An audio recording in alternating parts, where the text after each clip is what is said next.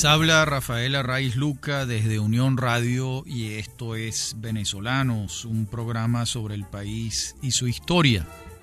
Hoy continuamos con nuestra serie de la historia de la banca en Venezuela, una breve historia, por supuesto.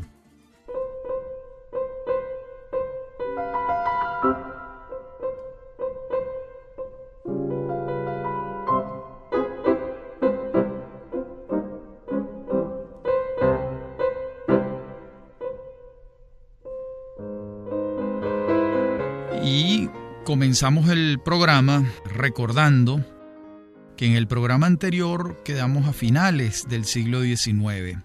Está entrando a Caracas Cipriano Castro desde la frontera con Colombia, desde Cúcuta. Llega a Caracas y toma el poder. Con él viene su compadre Juan Vicente Gómez. Viene un hombre muy joven, Eleazar López Contreras. Y vienen otros tachirenses. Y va a iniciarse lo que se conoce como la hegemonía militar tachirense, que va a perdurar desde 1899 hasta el golpe civil militar del 18 de octubre de 1945. ¿Qué va a hacer Castro? ¿Qué se encuentra Cipriano Castro al llegar al poder en Caracas? Pues que las arcas están vacías, que no hay recursos y que se hace indispensable buscarlos. ¿Qué hace entonces? Pues lo primero que tiene a mano, le sube los impuestos a la ciudadanía, en particular a los empresarios de la época. Y esto agrava la situación que ya tenían los bancos y las casas comerciales, que era una situación muy comprometida, muy precaria. El hombre fuerte de la banca en esos finales del siglo XIX y parte del XX que ahora va a comenzar, sigue siendo Manuel Antonio Matos. Matos intenta persuadir a Castro de que no suba los impuestos, que busque otras maneras de paliar la emergencia económica, pero no lo consigue. Y muy por el contrario, Castro no le hace el más mínimo caso a Matos y le pide a la banca una contribución forzosa, en particular al Banco de Venezuela, que era el banco propiedad de Manuel Antonio Matos, o el mayor accionista era él, para decirlo con precisión. Pues esto lleva a que Matos se lleve las manos a la cabeza. No solo la situación es compleja para el banco, sino que el nuevo gobernante le está pidiendo una contribución forzosa de 200.000 bolívares. No solo al Banco de Venezuela, sino a los banqueros en general en aquel momento. Matos se niega a sufragar esa cantidad y Castro toma una decisión verdaderamente insólita. Lo hace preso junto con la junta directiva de los bancos de entonces y los envía a la Rotunda y los hace hacer un paseo por las calles de Caracas camino a la Rotunda para que fuese un ejemplo del talante autoritario de este nuevo gobernante y para que los demás supieran pues lo que les podía ocurrir si no convenían con las pretensiones de Castro. Finalmente, Matos y Castro negocian y los bancos pagan esa contribución forzosa, con comillas, de 150.000 bolívares. Logran una rebaja y salen de prisión. No obstante, Matos decide enfrentar a Castro por otros caminos. Y vamos a entonces presenciar al banquero Manuel Antonio Matos convertido en el general Matos, porque va a desafiar con las armas el gobierno de Cipriano Castro, sin éxito, por cierto. Eso se ocurrirá en la Batalla de la Victoria, que pierde Matos frente al ejército de Castro, comandado por el vicepresidente entonces, Juan Vicente Gómez. De modo que el intento de Matos de enfrentar a Castro por las armas y hacerse del poder concluye en un fracaso. ¿De dónde venía esta situación económica tan precaria que se tiene para 1899, 1900, 1901, 1902? Bueno, del gigantesco monto de la deuda externa pública. ¿Cuál es el origen de esa deuda? Los ferrocarriles que construyó Guzmán Blanco. De aquellos polvos vinieron estos lodos, como dice el refrán. A esa deuda que se consolidó en tiempos de Joaquín Crespo a través del préstamo del Disconto Gesellschaft, el Banco de Berlín, pues se van sumando todas, se consolidan las deudas en el llamado empréstito de 1896. Y para el momento en que está terminando el siglo, ya la situación de la República de Venezuela como deudora de esa gigantesca deuda contraída por motivo de la construcción de los ferrocarriles, termina por presentarse el famosísimo episodio del bloqueo de las costas nacionales por parte de las potencias europeas acreedoras, Inglaterra, Francia, Alemania, Italia.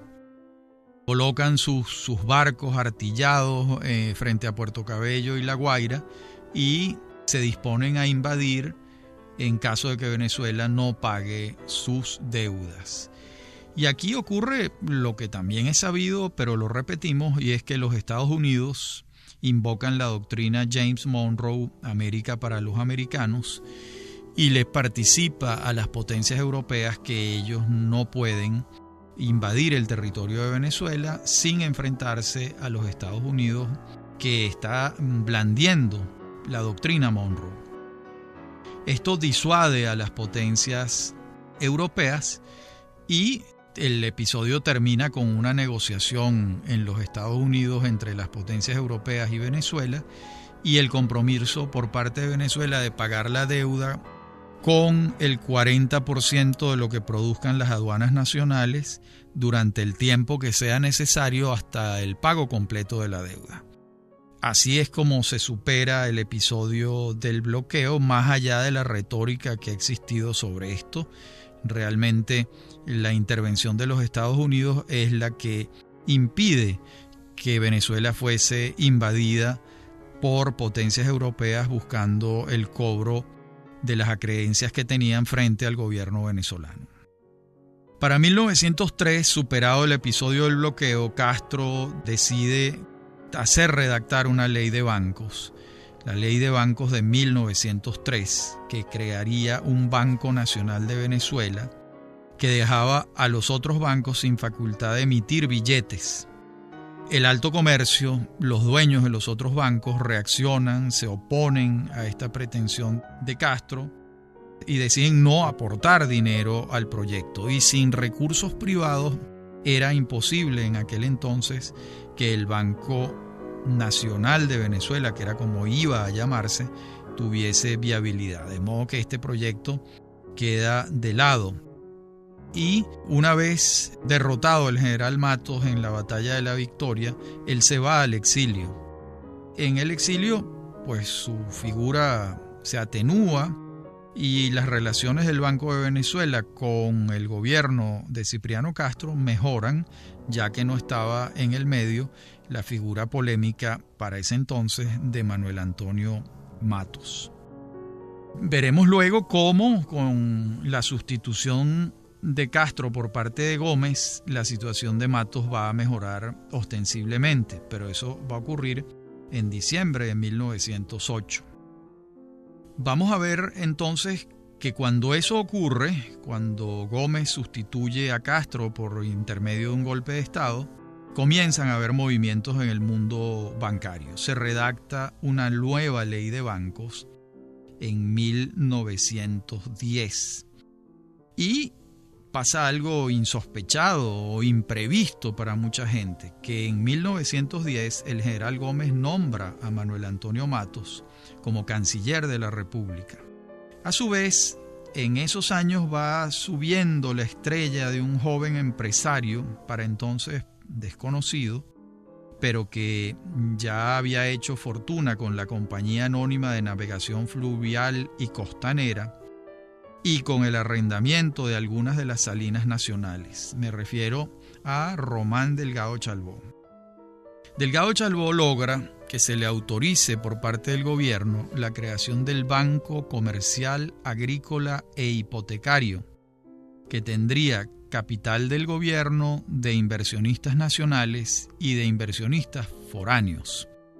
¿De cuáles inversionistas foráneos estamos hablando? De un personaje famoso en Europa, lleno de leyendas, que se llamaba Paul-Marie Bolo, a quien se le conocía como Bolo Pachá. Y se firma un acuerdo entre Román Delgado Chalbaud y Bolo Pachá para crear este banco. Se necesita entonces, al regreso de Delgado Chalbaud, que se reforme la ley de bancos, pero inmediatamente surge la oposición de Matos, que no veía con buenos ojos que le surgiera un competidor en su coto de casa, que era la banca nacional. Ahí hay un forcejeo entre Matos y Delgado Chalbaud, y el general Gómez, que es el que tiene la última palabra, se inclina por el Banco de Venezuela, pero no resaltando la figura de Manuel Antonio Matos, sino resaltando otra nueva figura de la banca, que va a ser Vicente Lecuna. Y entonces comienza a languidecer la estrella de Manuel Antonio Matos y a surgir la de Vicente Lecuna. En la próxima parte del programa, a su vez, veremos qué ocurrió con Román Delgado Chalbaud y su intento de crear el Banco Comercial, Agrícola e Hipotecario. Ya regresamos. Aquí la negociación de la que veníamos hablando en la parte anterior del programa supone que Gómez se pronuncia por el Banco de Venezuela, deja de lado el proyecto de Delgado Chalbaud, pero insiste en que el capitán del banco no sea Manuel Antonio Matos, sino Vicente Lecuna, alguien nuevo en el escenario.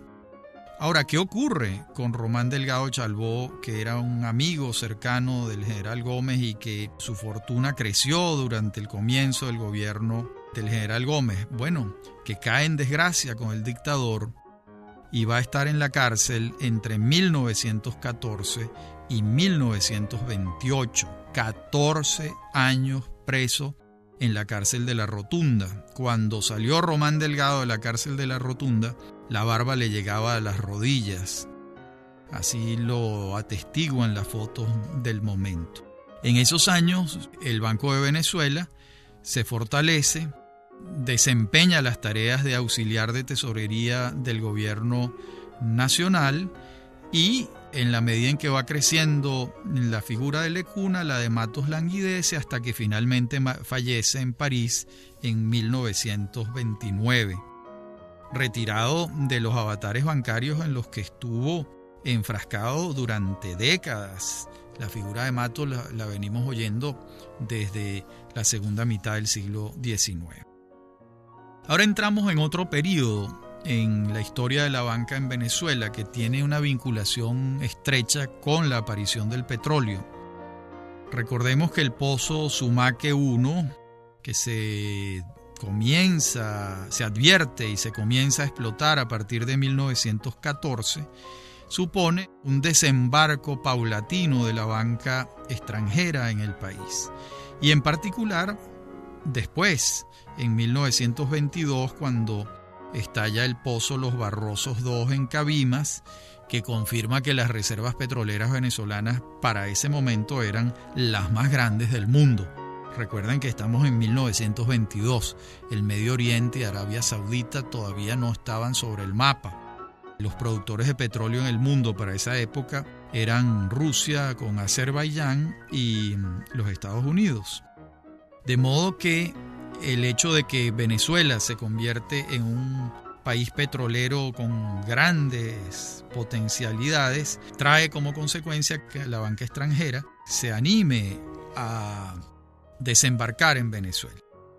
Esto trae varias consecuencias, unas consecuencias positivas y otras difíciles para la banca nacional. Para los bancos nacionales lo difícil era competir con una banca que tenía mejor tecnología, mayor experiencia, más años de rodaje, Y lo positivo para los venezolanos es que esta competencia de la banca extranjera suponía una puesta al día de la banca nacional para competir con estos bancos extranjeros que iban a instalarse en Venezuela. Eso, bueno, los bancos venezolanos que no pudieron reformarse y readaptarse para esta competencia tan acérrima desaparecieron. Y los bancos extranjeros comenzaron a desembarcar, a competir con los bancos venezolanos que sí superaron la circunstancia. La economía venezolana, por su parte, ya crecía a la sombra del petróleo de manera robusta, porque el petróleo cada vez significaba más en la exportación venezolana. Recordemos que en 1928 el petróleo supera al café como principal producto de exportación, y desde entonces y hasta nuestros días, hasta el día que estamos hablando, ningún otro producto ha superado al petróleo como principal producto de exportación. ¿De qué bancos extranjeros estamos hablando? Hablamos del Royal Bank of Canada, que se establece en 1916. Ese mismo año, además, se establece un banco privado pero nacional, que es el Banco Comercial de Maracaibo, un pequeño banco privado en el Zulia, que lo consolidan unos zulianos para competir con el Banco de Maracaibo, que en el programa anterior ya dijimos cuándo fue creado y ya tenía para este momento casi 30 años en funcionamiento. De modo que este año de 1916 se crea este Banco Comercial de Maracaibo y abre sus puertas el Royal Bank of Canada el 2 de octubre, con oficinas en Caracas, en Maracaibo y en Ciudad Bolívar. Este banco contaba con su casa matriz, que quedaba entonces en Montreal. El otro banco extranjero que desembarca en Venezuela es el National City Bank of New York, en 1917. Abre sus puertas el 10 de noviembre de 1917 en Caracas. Esta institución en los Estados Unidos había sido creada en 1812. Tenía, para el momento en que abre puertas en Venezuela, tenía 105 años en los Estados Unidos de haber sido fundado. Se dice rápido, pero supone una experiencia muy particular. Otro banco que abre sus puertas, el American Mercantile Bank of Caracas, también en 1917. Este banco pertenecía al Mercantile Bank of America, con sede en Connecticut. Algunos años después, en 1925, es decir, 8 años después, este banco cambia de denominación y pasa a llamarse Banco Neerlando-Venezolano. Y apenas un año después, en 1926, pasa a tener otro nombre, Banco Mercantil y Agrícola, que fue el nombre que tuvo hasta hace unos pocos años, cuando el Agrícola desapareció de su nombre y quedó como el Banco Mercantil, que es el que hoy conocemos, uno de los bancos más grandes del país. Otro banco extranjero fue creado en 1920, el Banco Holandés Unido. Estaba ligado a la banca curazoleña y, por supuesto, a la banca holandesa, ¿no? La banca curazoleña tenía un cordón umbilical con su metrópolis, con Ámsterdam, con La Haya, con Rotterdam. De hecho, el Hollandse Bank for West Indie tenía su casa matriz en Ámsterdam. Entonces, estos son los bancos extranjeros que aparecen en esta década entre 1916 y 1920, en esta década contemporánea, al fin de la Primera Guerra Mundial.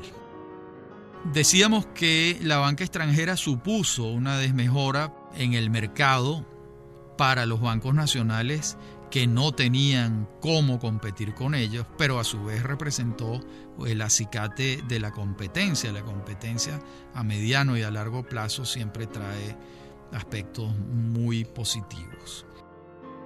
Muy pronto estos bancos extranjeros y los venezolanos van a pasar por una tormenta importante y es la tormenta de 1929, con la caída de la bolsa de Nueva York y la crisis de la economía norteamericana y de la economía del mundo entero, porque fue un efecto dominó en todo el planeta, en algunos lugares más que en otros, pero el planeta entero, en una economía ya en camino de globalizarse, se vio afectada por la crisis de 1929. Venezuela no escapó a esta circunstancia y el crecimiento de la banca extranjera se ralentiza, se disminuye a partir de 1929 para retomar nuevos bríos cuando la crisis económica se supere un tiempo después. Para 1924, por ejemplo, vemos que el Banco de Venezuela, lejos de haberse disminuido por la competencia de la banca extranjera, más bien superó el desafío y para 1924 tiene 30 agencias a nivel nacional, lo que representa un tamaño importante. Además, continuaba ejerciendo tareas de tesorería nacional y mantenía unas sanas relaciones con el gobierno del general Gómez. Por otra parte, viendo las estadísticas, para este año de 1924, el 40% del crédito bancario nacional lo controlaba el Banco de Venezuela. El otro 60% se repartía seguramente entre la banca extranjera, el Banco de Maracaibo, el Banco Comercial de Maracaibo y algunas otras muy pequeñas instituciones bancarias que operaban en Venezuela. 1925 va a ser una fecha importante también porque se crea el Banco Venezolano de Crédito. Su fundador, Enrique Pérez Dupuy, en su libro Algunos episodios de mi vida, cuenta cómo fue que se creó el banco. Al parecer hubo una reunión en su casa y se trabajó con un documento que elaboró Alejandro Lara, y a partir de esta iniciativa de Lara se crea el Banco Venezolano de Crédito en junio de 1925. La junta directiva entonces la integró el propio Pérez Dupuy, que era el capitán del banco, Federico Erazo, Juan Santos González, Félix Guerrero y Miguel Ron. Y como suplentes integraban la junta directiva Santiago Alfonso Rivas, David Pardo, Carlos Brown, José Antonio Gil Palacio y José Antonio Tagliaferro. El Banco Venezolano de Crédito va a traer unas innovaciones importantes en la banca venezolana. Las enumero. El ahorro programado de los empleados del banco. Y desde el comienzo se les involucró a los empleados del banco como accionistas de la empresa. Esto fue un paso adelante en la democratización del capital, en los criterios modernos de compromiso de los empleados con la institución en la que trabajan. Esta práctica va a ser pionera, es la primera vez que ocurre esto y muchas otras empresas, bancos, etcétera, van a continuar con esta política de la que fue pionero Pérez Dupuy y el Banco Venezolano de Crédito. A su vez, los criterios económicos de Pérez Dupuy en relación con el banco siempre fueron de ortodoxia liberal y así se han mantenido hasta el sol de hoy, y quizás por ello es que el Banco Venezolano de Crédito sea uno de los bancos más sólidos del país. En la próxima parte del programa veremos cómo fue el desarrollo de aquel banco mercantil y agrícola que inicialmente fue el American Mercantile Bank of Caracas y después fue el Banco Neerlando Venezolano, y finalmente a partir de 1926 su denominación pasa a ser Banco Mercantil y Agrícola. Ya regresamos.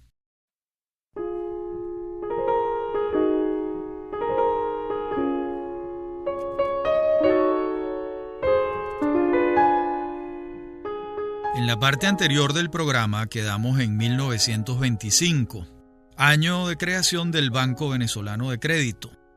Ahora, en esta tercera parte del programa, estamos en 1926, cuando se crea el Banco Mercantil y Agrícola.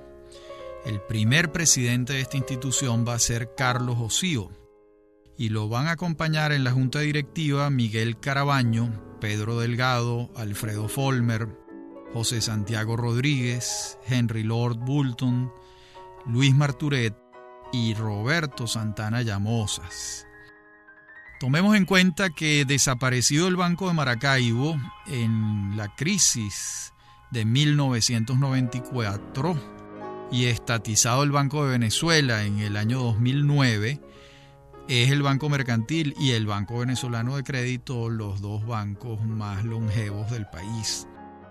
Lamentablemente el Banco de Maracaibo, que era el más antiguo, desapareció con la crisis del 94, que fue una crisis de grandes proporciones, como veremos en su momento. En estos años que vienen del gobierno, los años finales del gobierno del general Gómez y los años del quinquenio del gobierno de Eleazar López Contreras, la participación del Estado en la economía comienza a ser mayor. ¿Qué podemos señalar en relación con la participación del Estado durante el gobierno del general Gómez? Bueno, la creación del Banco Agrícola y Pecuario en 1928 y la creación del Banco Obrero en 1928 también, pero no más en materia bancaria. En cambio, durante el gobierno de López Contreras se crea el Banco Central de Venezuela en 1940 y se crea antes el Banco Industrial de Venezuela en 1937. La creación de estos dos bancos forman parte del proyecto de modernización de la administración pública que se redacta en febrero de 1936. En ese programa de febrero de 1936 se propone la modernización del país y en particular de su administración pública. Es entonces cuando se crea la Contraloría General de la República en 1938 y el Banco Central de Venezuela y el Banco Industrial de Venezuela, como dijimos antes. Por lo general se cree equivocadamente que el comienzo de la participación del Estado en la economía venezolana tiene fecha a partir del 18 de octubre del 45. No es exactamente así. Durante el gobierno de López Contreras ya comenzó la incidencia del Estado en la economía y en el gobierno de Isaías Medina Angarita continuó esa participación haciéndose cada vez más honda. Lo que sí ocurrió a partir del trienio ADECO, que es como se le conoce, es que esa participación se profundizó aún más. Volvamos entonces a estos dos bancos creados por el general Gómez, el Banco Agrícola y Pecuario en 1928. Este banco iba entonces a otorgar préstamos a largo plazo, estamos hablando de 21 años, con garantías hipotecarias sobre los fondos, liberando a los productores del crédito a corto plazo que no les permitía acceder a ellos, se necesitaba este largo plazo. Y el banco inicia actividades con un capital del Estado de 30 millones de bolívares, que para entonces era muchísimo dinero. Pero recordemos que para 1928 el Estado venezolano ya ha cancelado la deuda externa y empieza a disponer de grandes cantidades de dinero producto de la explotación petrolera y del cobro de las regalías a las concesionarias extranjeras que explotan y comercializan el petróleo en Venezuela. De modo que esos 30 millones de bolívares surgieron de allí, del excedente del presupuesto nacional, producto ya de la explotación petrolera. El banco se establece en Maracay, ciudad donde vivía el general Gómez y tenía sus empresas, entre otros el actuario Maracay. El decreto de creación del banco está fechado el 29 de junio de 1928 y una vez que abre sus puertas comienza a recibir solicitudes de préstamos incesantemente. Y 2 años después, ya en 1930, se ve en la necesidad de aumentar el capital. De modo que esto demuestra que era absolutamente necesario la creación del banco porque habían unos trabajadores del campo, unos agricultores, que requerían de estos préstamos a largo plazo y en las condiciones favorables que los otorgaba el banco. El otro banco gomecista, por llamarlo de alguna manera, va a ser el Banco Obrero.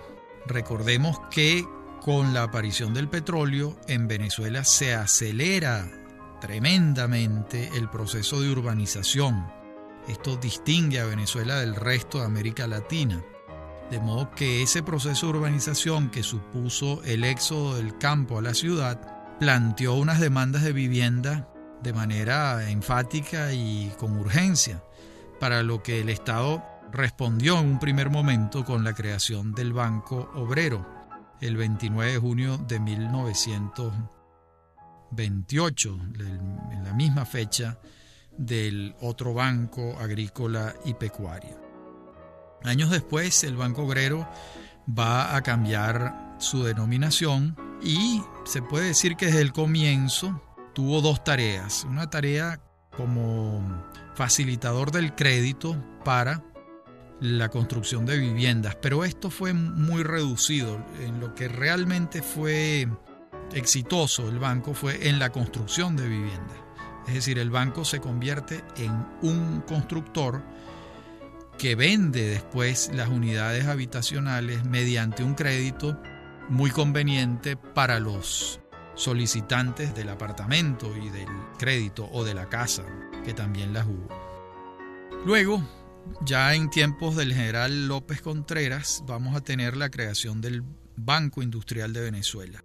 Dice la profesora Catalina Banco, conocedora, investigadora de estos temas del sistema financiero venezolano, que la idea de la creación del banco fue de Salvador Salvatierra, que después va a ser el creador del legendario Banco Unión, como veremos luego.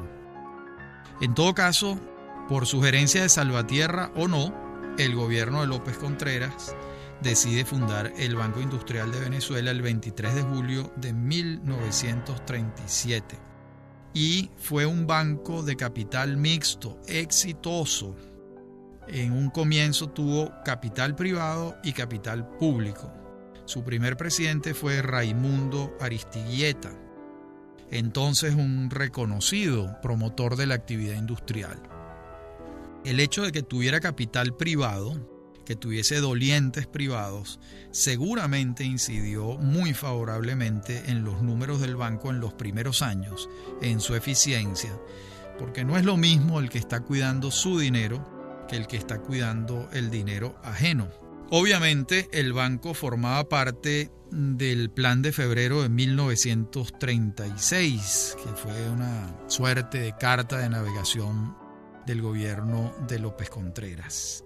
Y fue en sus primeros años muy importante y muy exitoso, porque si algo faltaba en Venezuela era la creación de un parque industrial, y allí estaba el banco para otorgar los créditos a quienes quisiesen emprender estas aventuras industriales desde la empresa privada que solicitaba un crédito a un banco de capital mixto, presentando todos sus recaudos, la viabilidad del negocio, todo lo que el banco solicitaba para otorgar el crédito y para que esa industria comenzara a desarrollarse.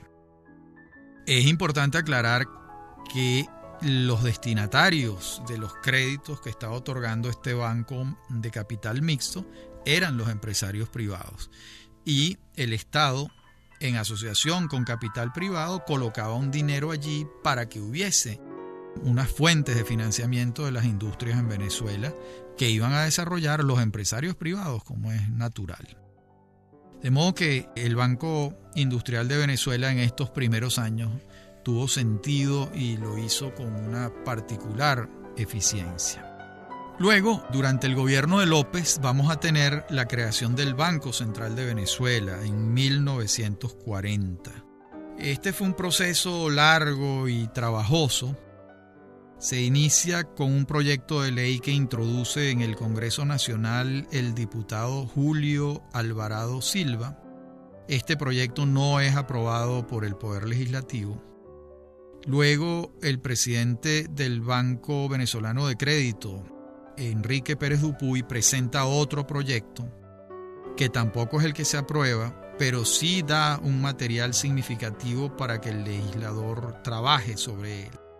De modo que López Contreras advierte que se trata de un tema espinoso sobre el que no hay una decisión tomada y corta por lo sano y designa una comisión que estudie el tema en América Latina. ¿Cuáles son las experiencias anteriores? El general López confiaba muchísimo, como es natural, en Manuel Egaña, y él va a ser el que preside la comisión junto con Emilio Weiner y Javier López Bello. Esta comisión era asesorada por Germán Max, del Banco Central de Chile, por Pierre Denis, profesor de la Universidad de París, por Pierre Charon, de la Sociedad de las Naciones, por Constantin McGuire, un economista norteamericano, y por Cristóbal Mendoza, de la Academia Nacional de la Historia de Venezuela, y abogado también. Esta comisión se traslada a Uruguay, ya que Uruguay había creado el Banco Central del Uruguay en 1896, 44 años antes que Venezuela. También viaja a Perú, a Chile, a México, a Colombia, a Guatemala y a Argentina. En todos estos países ya se había fundado un banco central. Finalmente, la comisión redacta un informe que sirve de base al proyecto de ley que se presenta. Esa comisión que se va a conocer, que presenta un proyecto que va a conocerse como el Proyecto Egaña, veremos sus particularidades en la próxima parte del programa, en la última parte del programa de esta serie que estamos haciendo sobre la historia de la banca en Venezuela. Ya regresamos.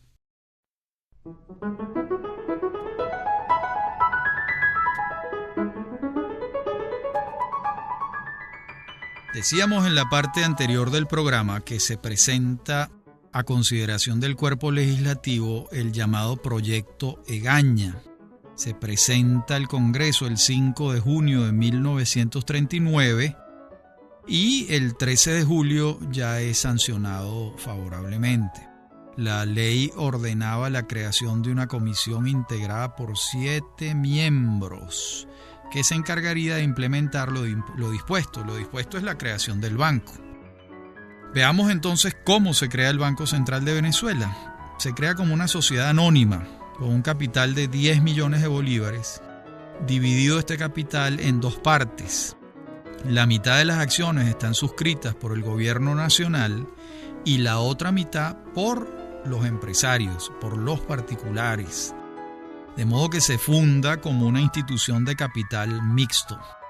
El presidente de la institución va a surgir de una terna que propone el presidente de la República a la Asamblea de Accionistas del banco. Esa Asamblea de Accionistas está nombrada de la siguiente manera.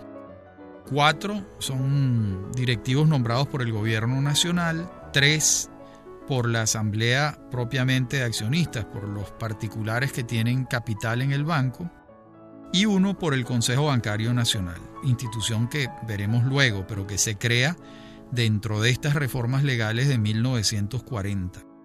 ¿Cuáles son las atribuciones que va a tener el Banco Central de Venezuela cuando se funda?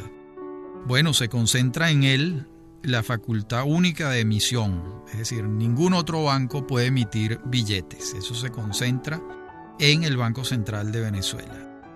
Y las labores de tesorería, que desde hace muchos años, desde finales del siglo XIX, venía desempeñando el Banco de Venezuela.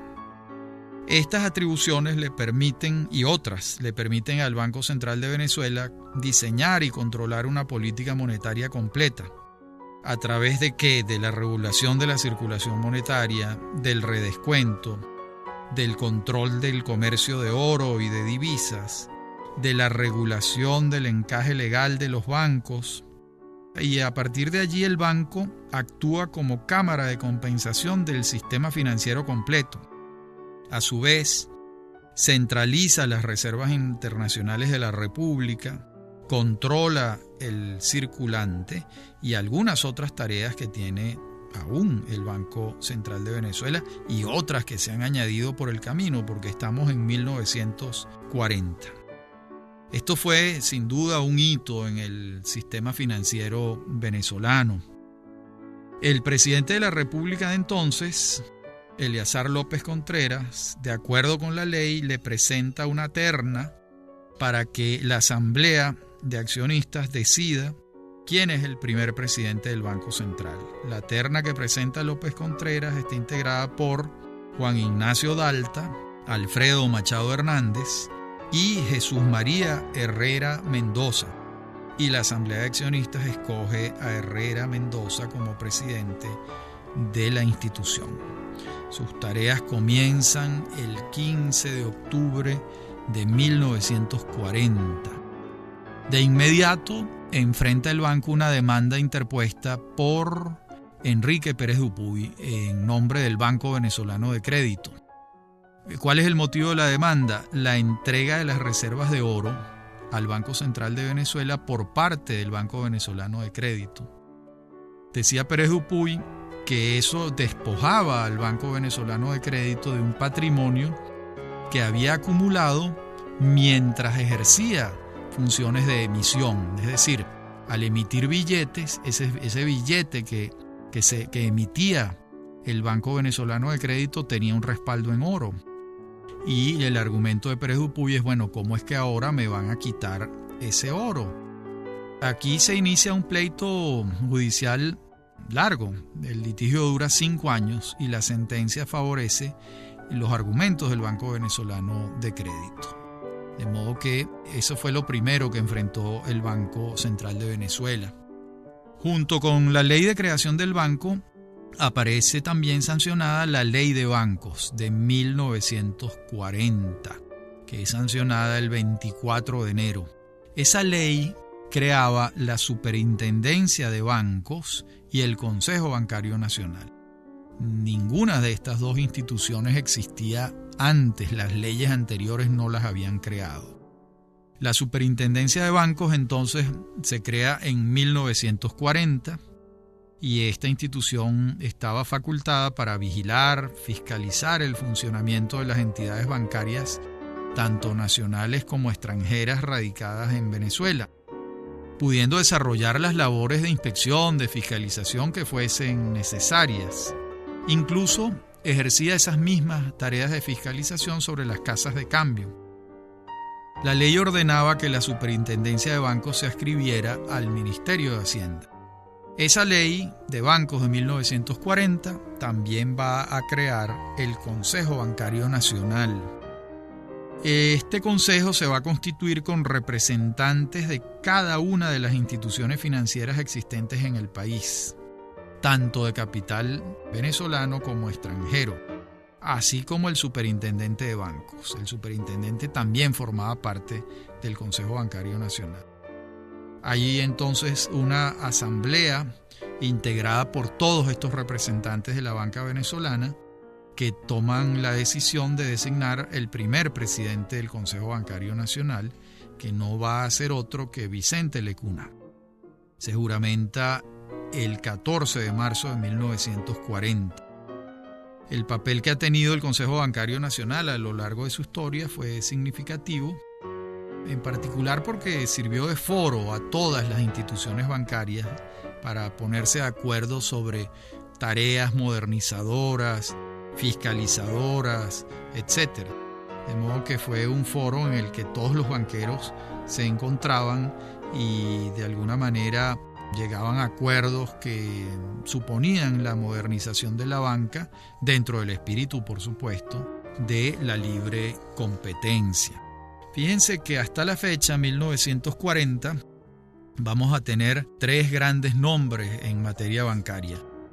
El pionero, Manuel Antonio Matos, y después su sustituto en el Banco de Venezuela, que es Vicente Lecuna, y con la creación del Banco Venezolano de Crédito en 1925, la figura singular, polémica, a contracorriente en muchos casos, de don Enrique Pérez Dupuy. Bueno, hemos llegado en este programa a 1940.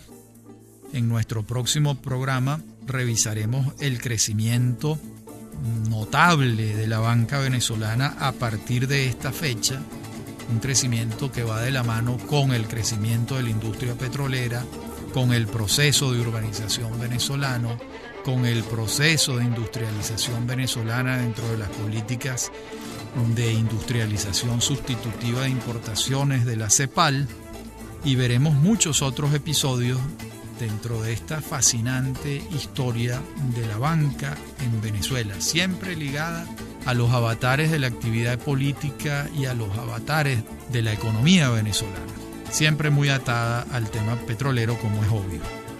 Habló para ustedes Rafael Arraiz Luca y esto es Venezolanos, un programa sobre el país y su historia. Me acompaña en la producción Mary Sosa y en la dirección técnica Víctor Hugo Rodríguez y Fernando Camacho. Me consiguen por mi correo electrónico rafaelarraiz@hotmail.com. Me consiguen en Facebook y en Twitter. Y ha sido un gusto hablar para ustedes. Hasta nuestro próximo programa.